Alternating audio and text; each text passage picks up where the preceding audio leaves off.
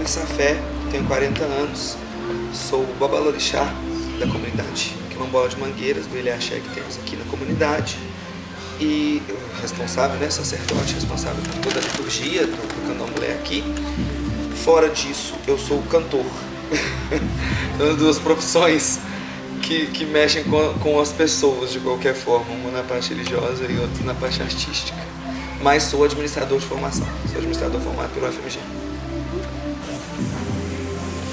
Bom, um pouco da minha história, falar do candomblé na minha vida foi um pouco da minha história de vida mesmo. Meu pai era de Umbanda em casa quando eu era criança, eu não entendia muito o que era aquilo, mas eu via. E depois meus pais se separaram, eu aos 17 para 18 anos eu comecei a sentir desmaios. Eu tinha situações em que eu me sentia mal, fiz vários exames e não encontrava nada na medicina. E eu sempre tive uma busca muito grande pela religião. Eu já frequentei basicamente todas as manifestações religiosas. Eu fui à igreja, como todo mundo vai, né, que é ensinado aí na igreja. Eu fui em todas as manifestações e durante o exército, eu estava servindo no exército com 18 anos, eu conheci o candomblé. Fui parar numa casa de Umbanda e numa das primeiras vezes que eu estive lá, eu já me senti muito melhor do que eu sentia essa energia fluir em mim. Só que eu conheci a Umbanda primeiro, então eram mais as energias das entidades, dos caboclos brasileiros, dos pretos velhos, então eu sentia essa manifestação. Só que a Umbanda remete ao candomblé. Então eu sempre tive essa curiosidade de conhecer o que seria o candomblé. Aí me mudei para Belo Horizonte aos 20 anos e com 21 eu fui para dentro da casa de candomblé e em pouquíssimo tempo eu me iniciei. Eu sempre fui muito fascinado aquilo mesmo. Eu estava num candomblé de Ogum, numa festa de Ogum, e o Oxóssi se manifestou. Eu senti uma tomada de energia muito grande, uma tontura, e eu acordei na camarinha com o Eked me acalmando, me acalentando, porque é uma sensação muito maior do que a gente, você não consegue controlar. E aí eu fui, me interessei mais e fiz santo, a gente chama de vulgarmente conhecido como fazer santo, mas é uma cerimônia de iniciação. Me iniciei no candomblé aos 21 para 22 anos. Então eu estou com 40, eu vou fazer 19 anos de santo, já 18 para 19 anos dentro do culto a orixá, né? E quando você inicia o culto, você inicia tudo. Você tem uma caminhada de Iaô, que é o iniciado. O Iaô significa o noivo do orixá, é aquele que iniciou-se. E aí você tem uma caminhada de 7 anos de aprendizado, para depois de 7 anos você possa ser considerado um ebome, que é o mais velho. E aí talvez você vá ter um cargo, você talvez vai ter um posto, alguma coisa que você faça dentro da casa, ou você pode ser designado para ser um zelador, um babalorixá, uma ialorixá. Essa designação é feita pelo orixá. Então quando eu completei os meus 3 anos, foi designado que eu seria zelador. Então de 3 anos até os meus 7, eu passei a me preparar para o cargo que eu ia exercer como zelador do orixá. E aí, a partir dos 7 anos, quando eu estava para completar 7 anos, eu conheci a comunidade quilombola. As meninas foram até o lugar onde eu tocava Umbanda ainda, porque eu não tinha o direito de tocar candomblé antes dos 7 anos. Então eu continuei tocando Umbanda. Eu tocava Umbanda e as meninas estavam nessa busca pelo resgate da religiosidade africana aqui dentro e foram levadas por um amigo em comum até a minha casa. E eu... lá chegando, elas se encontraram com entidades, com caboclos, com Exu, com as entidades que elas conheciam daqui, de tempos antigos. Foi um encontro muito bonito para elas, porque eu não sabia o que estava acontecendo. Foi um encontro muito bonito para elas. As entidades, inclusive, as chamaram pelos nomes e apelidos em que elas eram conhecidas na infância. E eu não as conhecia.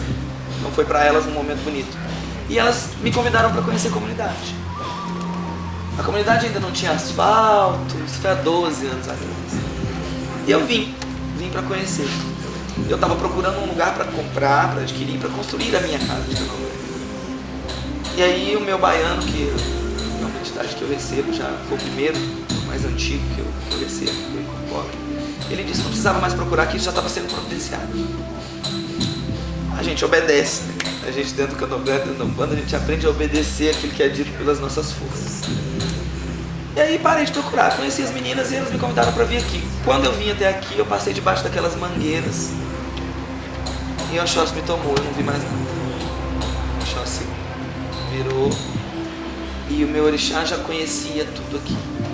Ele sabia onde eram as coisas, ele foi até o poço, ele apontou esse lugar, ele ficou parado ali perto do jatobá, que é a árvore mais antiga que tem aqui, e apontou aonde seriam todas as coisas que seria construído aqui. Apontou para as meninas.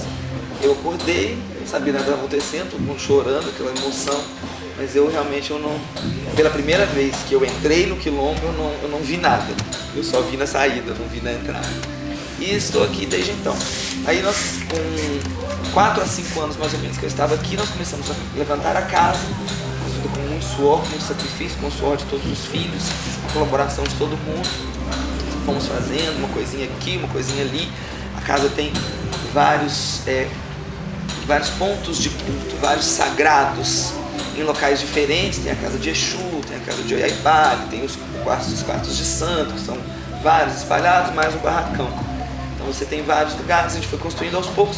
E hoje a gente tem um calendário de festas que o candomblé segue. A gente tem um calendáriozinho de festas que o candomblé segue, que é durante o ano. Ele se inicia com as águas de Oxalá, que são em janeiro. Depois a gente faz o candomblé de Ogum, que é realmente o que abre o ano, né, que abre as festividades. O candomblé de Ogum. Depois nós fazemos, isso mais ou menos em abril, fazemos Xangô, que é o patrono desta terra, daqui do quilombo. Então nós fazemos Xangô em junho. Depois, em agosto, que é o mês que nós estamos fazendo o Omolu, que é o que vocês estão vendo aqui, as pipocas e o lobagé. Entre setembro e outubro eu faço a casa do patrono da casa, que é meu pai, Oxóssi. E para o fim do ano nós fazemos as Iabás, que aí é o culto a todas as mães ancestrais, porque dentro do candomblé há um respeito muito grande às mulheres. É um culto basicamente dominado, construído e enraizado na sabedoria e na força feminina.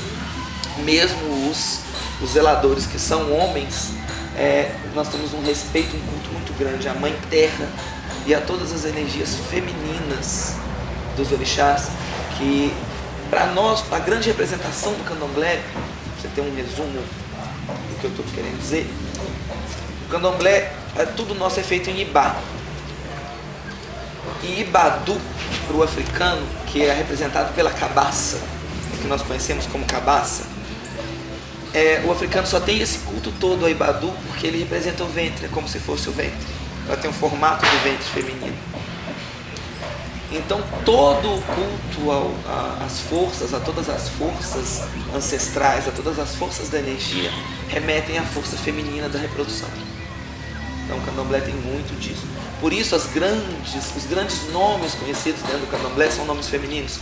Você remete à Mãe Senhora, a Mãe Aninha, a Mãe Menininha do Gantuá, que foi a mais famosa, mais conhecida. Então, por mais que nós tenhamos cultos, zeladores e lugares que são predominantemente feitos por homens, mas o respeito, dentro do candomblé, ele é muito matriarcal. O candomblé é basicamente matriarcal. O candomblé é uma religião de matriz africana. O que vem a ser isso? Lá em África, os cultos aos orixás, as forças da natureza, que é o que seria a definição de candomblé, o culto às forças da natureza, era feito na vida diária do africano. O africano não tinha isso nem como uma religião, era o hábito dele. Quando a gente aqui no Brasil diz que você é filho de Oxum, que você é filho de Oxóssi, que você é filho de Oxalá, porque a gente se liga a essas energias, né? É a forma como cada um se liga à energia da natureza. Lá para o africano, essas ligações eram feitas por regionalidade. As pessoas que eram do Oxum nasciam na terra de Oxum, bebiam da água do rio Oxum. As pessoas que eram de Iemanjá nasciam na terra de Iemanjá, bebiam da água do rio de Iemanjá, entende? E esse culto, quando eles vieram para cá, para o Brasil, vieram negros de todas as regiões, misturados num único navio negreiro e jogados no mesmo lugar. Então, quando eles chegaram aqui, vieram as pessoas que tinham o culto a Ogum, o culto a Oxóssi, o culto a Iemanjá, o culto a Oxalá, e foram juntados todos numa mesma senzala, num mesmo lugar. Eles tinham muito pouco tempo e eram proibidos de cultuar os seus deuses, as suas forças. Então, dessa forma nasceu o candomblé como nós o conhecemos, que é uma junção do culto a todos os orixás conhecidos, a todas as forças da natureza, principalmente as essenciais. Porque para o africano, os orixás são um número infinito. O africano se refere aos orixás como 201, porque o 200 para eles representa o infinito. Então 201 é assim, o infinito e mais um. Se você conversar com um africano, ele vai te dizer, em nome dos 201 orixás.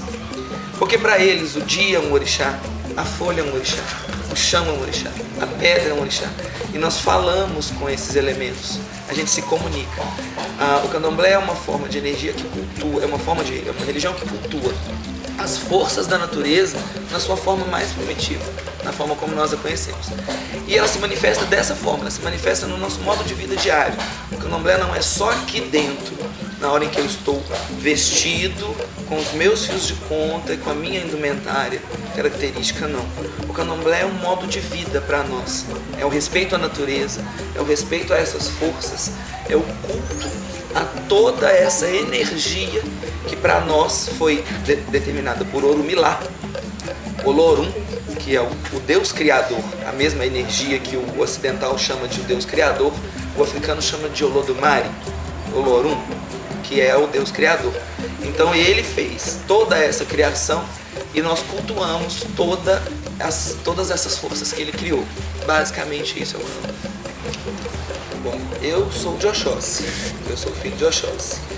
E não é que cada culto no candomblé seja para um orixá. Como eu expliquei anteriormente, o negro veio para cá e criou-se um panteão, que é o mais conhecido, de 16 orixás, que são cultuados como se fossem as grandes chaves dessa energia, onde ali você vai distribuir para ter todos os outros. Geralmente, em uma casa de candomblé se cultuam todos os orixás.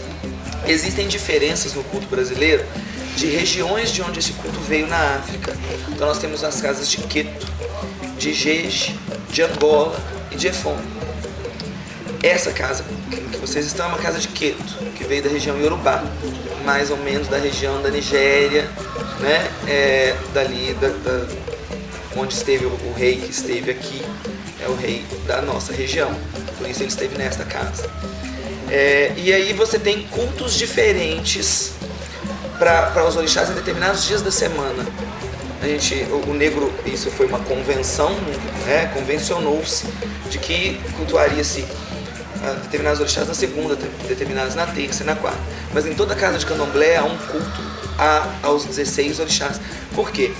Eu, enquanto babalorixá, que significa o pai do orixá, e não é um pai no sentido de pai, é porque a gente o faz nascer. O babalorixá e a ialorixá é quem, na vida do filho, do iniciado, quando nos procura para poder se iniciar na religião, a gente é como se fizesse nascer aquela energia nele, se fizesse brotar aquela energia nele. Então a gente é chamado assim.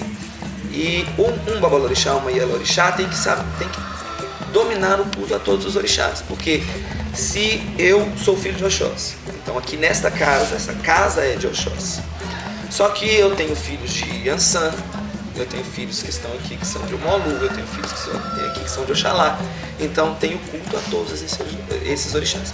Por exemplo, vocês estão vendo que o chão está todo coberto de pipocas. Isso é o culto ao Omolu, ao Baluaí, que é o orixá da vida, que é temido e conhecido talvez como orixá da doença, mas é porque ele é na verdade o orixá da cura. E para conhecer a cura você tem que conhecer a doença. Então, erroneamente conhecido como orixá da praga, da doença, e não existe isso. Ele é o orixá da cura. E as pipocas são o culto ao Omolu, que representam as chagas que ele tinha no corpo, e das quais ele se curou. Então cada orixá tem um elemento, um dia, uma cor, e aí é isso que a gente faz para cada um dentro de um culto que é de todos eles, entendeu? Dentro de uma festa, por exemplo, a gente vai ter agora no domingo vai ter o Ulubagé, que é a festa de Omolu. A gente faz uma festa, faz todas as comidas de Omolu. Só que para se chegar ao ponto de se festejar o Omolu e dar a ele de comer, eu faço primeiro todo um xirê, que você canta 3 cantigas para cada orixá dos 16, de Exu ao Oxalá. Então primeiro você pede licença a todos os orixás, para que depois você possa cultuar aquele orixá do dia. É sempre assim. É sempre um culto conjunto. Okay. Bom, a respeito da forma, me foi perguntado sobre a circularidade. Na verdade, foi uma convenção que nós optamos por respeitar a forma como melhor a casa ficaria inserida na mata. Existe uma coisa da circularidade no candomblé, mas ela não diz respeito à forma das casas. Aqui em casa nós obedecemos isso também na forma da casa, porque o candomblé é feito em roda, porque cria-se uma espiral de energia que vai fazer a atração e a repulsa dessa energia conforme a forma como se gira. Tanto que todas as vezes que você for a um xirê, você vai ver as pessoas sempre girando em sentido anti-horário. Sempre em sentido anti-horário. Para criar uma espiral de energia, para que essa energia possa fluir. Então os cânticos, o atabaque, a força dos instrumentos e essa espiral fazem com que a energia do orixá se alinhe com a nossa, para que a gente possa ter o transe, que é a incorporação, dita como incorporação, mas não é uma incorporação, porque não é uma pessoa, não é um espírito, é uma energia. Então a gente entra em transe pela força do orixá. Quanto à relação dos elementos, tudo faz parte do candomblé. Para o candomblé você precisa ter uma série de coisas. Para que a gente possa se alinhar com a energia do orixá, a gente tem que estar com a energia nossa purificada. Então quando a gente chega aqui, a gente primeiro esfria o corpo para tirar aquele calor da energia do mundo. Depois a gente vai preparar o nosso banho de folhas. Então a folha é essencial.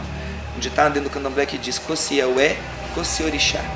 Sem folha não há orixá. Porque a força, o axé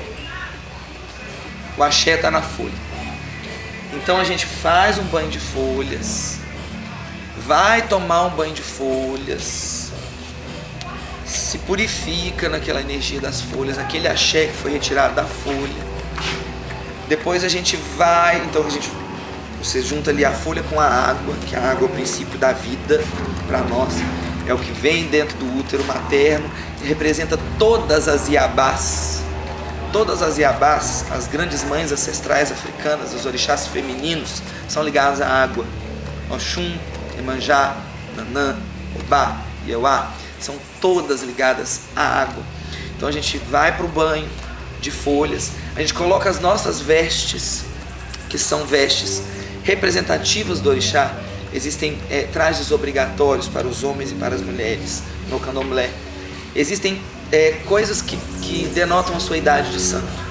Por exemplo, se você vê uma Iaô, que é uma pessoa recém-iniciada, ela vai ter um fio de contas fininho, com miçangas pequenas, geralmente com uma firma só, que é um coral desses maior. Se você vê uma pessoa com 3 anos, com 7 anos, com mais idade de santo, ela vai ter um fio de contas mais enfeitado, mais bonito, com corais maiores, não só com a representação de um único orixá ou de 2, mas com a junção dos 2 ou 3 orixás que a gente carrega de enredo na nossa vida, como é o meu caso. Você tem Oxum, tem Oxóssi, tem Oxumaré, que é o meu enredo. Então você carrega naquela sua conta a representação do seu orixá. Isso também denota a sua idade de santo. As roupas. Os iaôs geralmente são vestidos com roupas de algodão, como eu estou aqui com essa calça mais simples. Mas as batas de richelieu, que é o bordado, As coisas que têm brilho, que têm vazados, que têm enfeites, são reservadas aos de mais idade, para que você possa, pela roupa, pela veste, pelo torso, pelo tipo de amarração, reconhecer quem tem idade e quem não tem dentro do candomblé. É uma organização hierárquica muito demarcada.